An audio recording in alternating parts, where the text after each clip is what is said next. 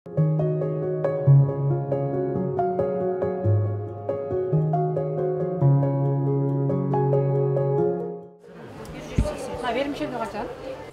Эмилбаева базарга азык-түлүк алууга 5000 сом менен келген. Бирок базардагы күнүмдүк тамак ашка керектелүүчү азыктардын баасы кымбат. Мындан улам Гүлайым апа болжоп келген акчасына азыктардын көбүн ала алган жок. Кымбат.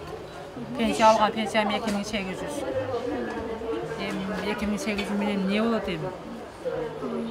Өтө кымбат. Наваттарыңа мына 120-130га чыгып кетти азыр. Эт алдым, нан алдым. Нандай самын, икир самын, күкүрт, тукум, ошол күнүмдүк тамак, жеочу тамактар. Баары кымбат, э? Бар, кымбат. Мына тукумдардын өзү бир лотого 250, 225тен болчу, азыр 340 калды. Өтө кымбат. Азык-түлүктүн наркы күн санап өсүп, базардагы баалар туруктуу сакталбай жатат. Бул жагдай ортомчу соодагерлерге да таасирин тийгизип жатыптыр. Жок. Кээ бири долларга мурда байланыш эле. Азыр Орусудан келип аткан майлар рубльге болгон үчүн рубль түшсө майлар ham сразу сезилип даража түшөт. Рубль көтөрүлсө 5-10 сом көтөрүлүп калат. А то түшүп атат. Биз эми баягындай 4 сом, 5 сом, 10 сомго чейин коюлат эми алиги bir may 700 сом, 600 сомлы май болсо 10 сом коебуз, а кичинераак 3 сом, 4 сом коюлат. Көтөрүлгөн баалар карапайым калктын нааразычылыгын жаратканы менен тиешелүү органдар тарабынан жөнгө салынбай келет. Анткени Кыргызстан азыр маанилүү деп эсептеген азык-түлүктүн 3 түрү боюнча гана өзүн камсыздай алат. Алар сүт, картошка, эт жана жашылча жемиштери, ун жана өсүмдүк майы толугу менен импортко көз каранды. Көрүш керек да эми өкмөт чара көрүш керек да, бягы салыштырыш керек. Пенсия канча болуп атат, зарплата канча болуп атат, продукты канча болуп атат. Бардыгын олар көрүп билиш керек да. Базар аябай кымбатчылык, айрыкча мына балыгы жар жашагандар, анан пенсионерлерге аябай оор келип атат. Эми бийлик көзөмөлгө алып, ошону көзөмөлгө алып туруп, антимонополияны ишке салыш керек да. Алып жатабыз эптеп, эмне кылабыз анан? Бир пенсиябыз кетет, болду. Кичине продуктардан ашпайт, кичине бир нерсе ала албайбыз. Ошентип атат да кызым.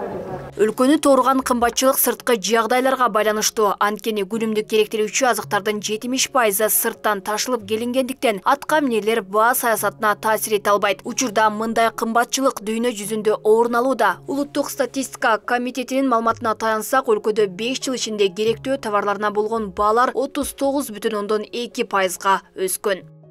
2018-2022 жылдарда өлкөдө баалар тамак ашка жана алкоголсуз суусундуктарга 51,8%, азык-түлүк эмес товарларга 24,9%га жогорулаган. Өткөн жылы баалар балыкка 32,5%га, кумшекерге 30,5%ге, унга 27,8%, сүт азыктарына 26,8%, нанга 17,4%, алкоголсуз суусундуктарга 16,1%, уйдун этине 12,2% жана койдун этине 11,7%га кымбаттаган.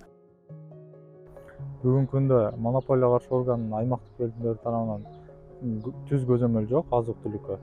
Бирок жума сайын мониторинг жүргүзүлүп турат. Канча сомго өзгөрдү, эмне себептен өзгөрдү дегендей мониторингдер жүрүп турат. Жыйынтыгы менен тиешелүү сунуштар берилет, жана себептерин аныктап, кандай чараларды көрсө болот деп. Ош облусунун аймагында көзөмөл жок болгондугуна байланыштуу биз чара көрбөйбүз, просто түшүндүрүү иштерин жүргүзүп атабыз. Мына күз-кышта жана көмүр боюнча өкмөт тарабынан токтомчу көзөмөл киргизип, ал жерде кымбат саткандарга 9 ишкерге биз чара көргөнбүз. Кымбат саткан боюнча административдик иштер салганбыз. Канча болот административдик иштер? 3000 сомдон 13000 сомго чейин. Жеке жактар, анан юридикалык жактар болот.